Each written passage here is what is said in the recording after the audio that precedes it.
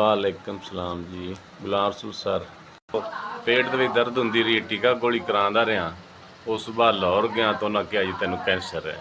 ਫਿਰ ਮੈਂ ਇਹਦਾ ਇਲਾਜ ਕਰਾਉਂਦਾ ਰਿਹਾ, ਪਰ ਹੁਣ ਤਾਂ ਵਿਹਲਾ ਹੋ ਗਿਆ ਪੈਸੇ। ਹਾਂਜੀ, ਮੈਂ ਜਿਸਲੇ ਲਾਹੌਰ ਗਿਆ ਉੱਥੇ ਮੈਨੂੰ ਜਨਾਹ 'ਚ ਉਹਨਾਂ ਕਿਹਾ ਤੈਨੂੰ ਕੈਂਸਰ ਹੈ।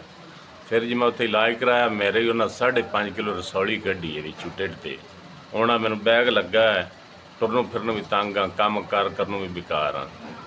ਹੈ ਜੀ ਸਰ, ਥੱਲੇ ਵਾਲੀ ਜਗ੍ਹਾ ਪਖਾਨੇ ਵਾਲੀ ਬੰਦ ਹੈ, ਸਿਰਫ ਬੈਗ ਲੱਗਿਆ ਹੋਇਆ ਪਖਾਨੇ ਵਾਲਾ, ਇਹਦੇ 'ਚ ਪਖਾਨਾ ਆਉਂਦਾ। ਹੁਣ 3 ਸਾਲ ਹੋ ਗਏ ਨੇ, ਜ਼ਲੀਲ ਹੋ ਗਿਆ, ਗਰੀਬ ਬੰਦਾ ਸੀ, ਸਭ ਮਸਾਲਾ ਬਣਾ ਦਾ ਸੀ। ਹੁਣ ਤਾਂ ਪੈਸੇ ਕੋਈ ਨਹੀਂ ਵੀ ਲਰੂ ਜਾ ਤੇ ਦਵਾਈ ਵੀ ਲੈ ਲਵਾਂ। 5000 ਤਾਮਨ ਕੀਤਾ, ਮੇਰੀਆਂ 2 ਥੈਲੀਆਂ ਹੀ ਆ ਜਾ ਸੰਨੀਆਂ। ਤੁਸੀਂ ਮੇਰੇ ਮੁਸ਼ਕਲ ਵਕਤ ਕੰਮ ਆਏ ਜੇ, ਇੰਨੇ ਹੀ ਬੜੇ ਨੇ। ਮਿਹਰਬਾਨੀ ਤੁਹਾਡੀ, ਅਨੀ ਮੀਆਂ ਤੁਹਾਡੀ, ਅੱਲਾ ਤੁਹਾਡੀ ਜ਼ਿੰਦਗੀ ਕਰੇ, ਤੁਹਾਨੂੰ ਹੋਰ ਅੱਲਾ ਦੇਵੇ। ਚਲੋ ਗਰੀਬਾਂ ਦੀ ਤਾਮਨ ਕੀਤੀ ਰੱਖ ਸਕਦੇ, ਤੁਹਾਡੀ ਬੜੀ ਬੜੀ ਮਿਹਰਬਾਨੀ ਕਰੇ ਤੇ ਅੱਲਾ ਤੁਹਾਨੂੰ ਘਣਾ ਦੇਵੇ ਮੀਆਂ, ਰਿਜ਼ਕ ਦੀ ਬਰਕਤ ਪਾਵੇ ਮੀਆਂ। ਇਮਦਾਦ ਕਰਦੇ ਜੇ, ਅੱਲਾ ਤੁਹਾਡੀ ਇਮਦਾਦ ਕਰ ਸੀਦਾ ਇਨਸ਼ਾ ਅੱਲਾ।